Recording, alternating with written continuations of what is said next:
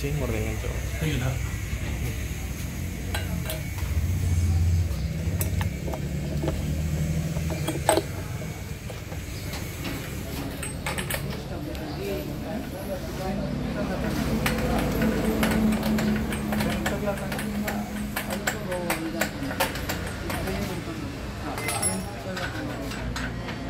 ಅದನ್ನೇ ಕೇಳೋದು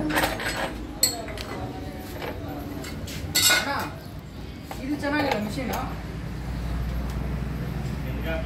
ಅದೇ ಬೆನ್ಗೆ ಹಾಕೊಳೋದು